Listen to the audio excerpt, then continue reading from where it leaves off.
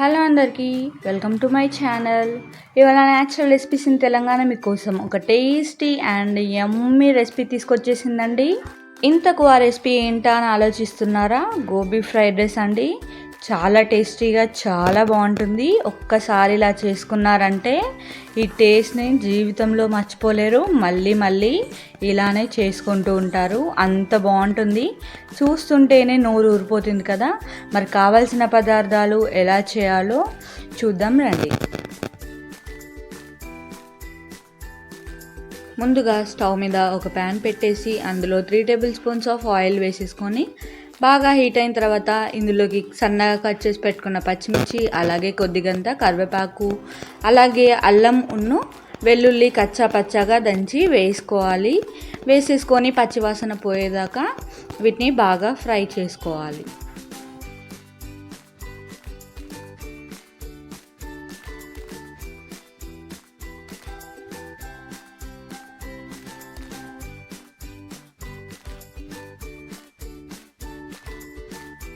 ఇవి బాగా వేగిన తర్వాత ఇందులోకి ముందుగానే ప్రిపేర్ చేసుకున్న గోబీ పకోడీని వేసేసుకోవాలి. గోబీ పకోడీ ఎలా చేయాలో ఆల్రెడీ మన ఛానల్లో అప్లోడ్ చేశానండి. చాలా సింపుల్గా అయిపోతుంది, చాలా టేస్టీగా కూడా ఉంటుంది. గోబీ పకోడీ వేసేసుకున్నాక పొడి పొడిగా అన్నం చేసేసుకొని ఇందులో వేసేసుకోవాలి.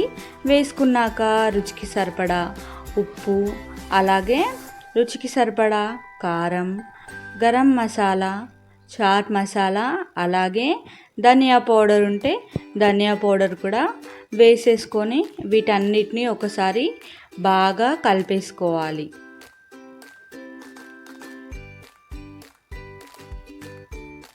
ఒక 5 నిమిషాల పాటు హై ఫ్లేమ్లోనే పెట్టేసుకొని బాగా టాస్ చేసుకోవాలి.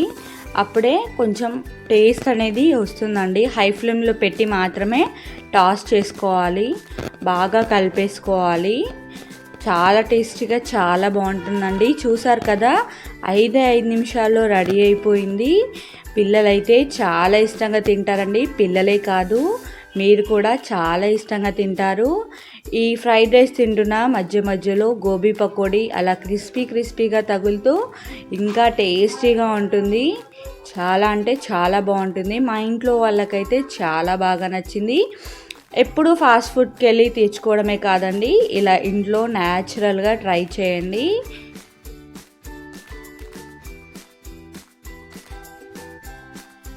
అంతే అండి, గోబీ పకోడీ అయిపోయింది, రెడీ అయిపోయింది. ప్లేట్లో వేసేసుకొని సర్వ్ చేసుకోవడమే. చాలా టేస్టీగా చాలా బాగుంటుంది. వీడియో నచ్చితే మాత్రం తప్పకుండా లైక్ చేసి మీ ఫ్రెండ్స్ అండ్ ఫ్యామిలీ మెంబర్స్కి షేర్ చేయండి. క్రిస్పీగా అన్నంలో మధ్య మధ్యలో తగులుతూ చాలా టేస్టీగా ఉందండి. ఇందులోకి ఆనియన్ స్టఫ్గా పెట్టేసుకొని తింటే మాత్రం ఇంకా టేస్ట్ అదిరిపోయిందనమాట. మరి ఇలాంటి న్యాచురల్ రెసిపీస్ని మిస్ కావద్దు అంటే మన ఛానల్ని సబ్స్క్రైబ్ చేసి గంట సింబల్ కొట్టడం మర్చిపోకండి. Thank you for watching.